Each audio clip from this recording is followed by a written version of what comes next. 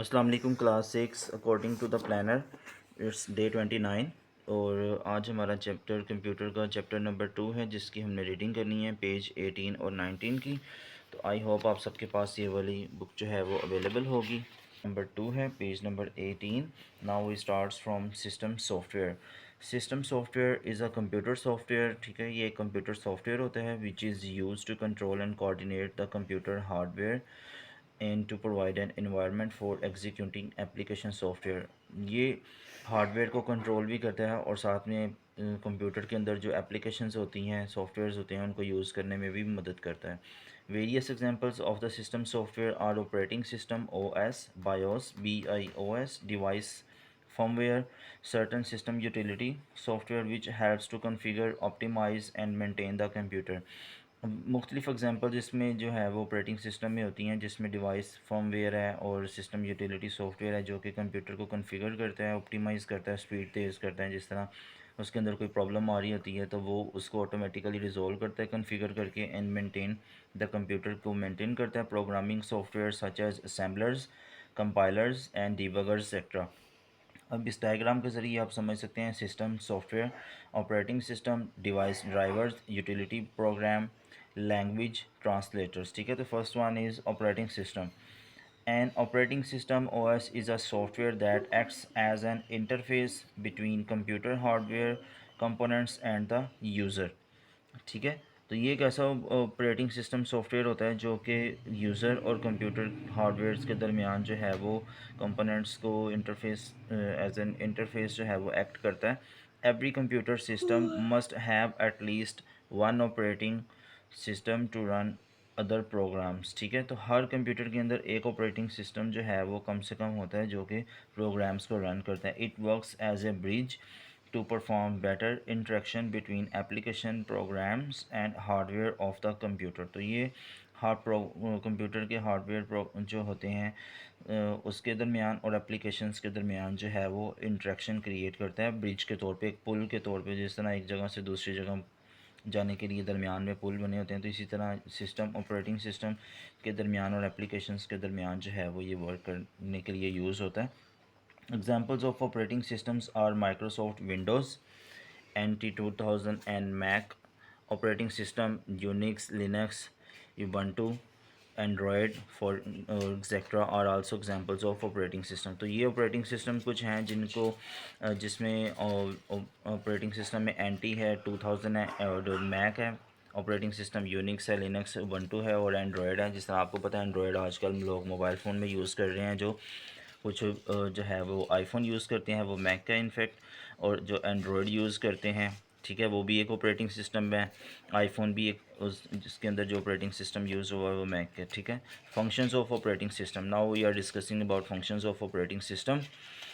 In an operating system software performs each of the following functions. तो software जो होते हैं वो नीचे जितने भी फंक्शंस हैं वो परफॉर्म करते हैं। The first one is process management.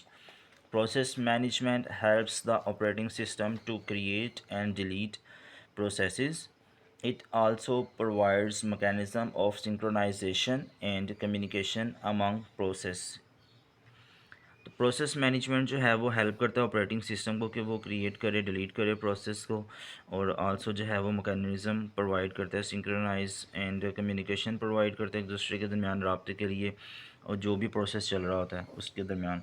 So the next one is memory management. Memory management module performs the task of allocation and de-allocation of memory space to program in need of these resources। ठीक है, तो memory management के लिए भी एक software होता है जो कि बताता है कि कौन सी सॉफ्टवेयर के लिए कितनी मेमोरी चाहिए होती है, कहाँ पे आप जो है वो इसको एलोकेट कर सकते हैं या डीलोकेट कर सकते हैं। तो उसके लिए मेमोरी मैनेजमेंट वाला जो है वो सॉफ्टवेयर होता है। उसके बाद फाइल मैनेजमेंट है।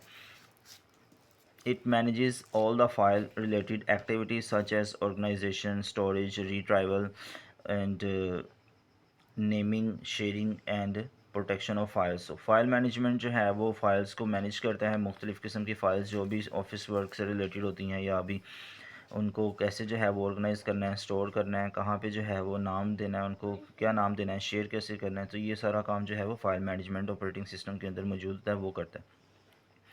The fourth one is device management. Device management keeps tracks of all devices. ठीक है, डिवाइस मैनेजमेंट एक ऐसा सिस्टम होता है जो कि आपके कंप्यूटर के साथ जितनी भी डिवाइसेस कनेक्ट होती हैं वो उसको मैनेज करता है, जैसे कीबोर्ड हो गया, माउस है, मॉनिटर है, और भी जो भी आपने प्रिंटर वगैरह साथ अटैच किया होता है सिस्टम के।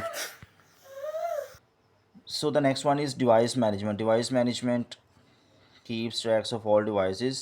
This module also responsible for this task is known as the IO controller।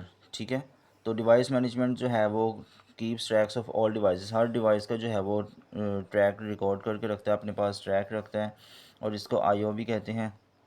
It also performs the task of allocation and D allocation of the devices. किसी हमने कोई डिवाइस लगाई है, उसको आपने कनेक्ट करना है या डिसकनेक्ट करना है, ये भी जो है वो डिवाइस मैनेजमेंट का काम है। इट डजेंट मीन कि आपने एक कंप्यूटर के साथ कोई डिवाइस लगा दी है तो ऑटोमेटिकली कनेक्ट हो जाएगी। वो सिस्टम की मर्ज़ी भी होती है कि वो उसको कनेक्ट करना चाहता है या नहीं करना चाहता, या आप ख़ुद भी जो है वो उसको कनेक्ट या डिसकनेक्ट कर सकते हैं। ठीक है, so IO system management. One of the main objects of any operating system is to hide the peculiarities of that hardware devices from the user। ठीक है, तो जैसा कि मैंने बताया आपको कि इस सिस्टम के ज़रिए हम किसी भी डिवाइस को जो है वो कैसे कंट्रोल कर सकते हैं, हाइड कर सकते हैं यूज़र से कि वो इसको यूज़ कर सकता है या नहीं कर सकता। तो ये काम जो है वो IO सिस्टम मैनेजमेंट करता है।